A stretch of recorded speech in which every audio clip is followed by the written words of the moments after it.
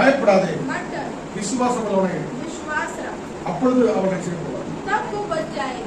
ஹல்லேலூயா, ஹல்லேலூயா.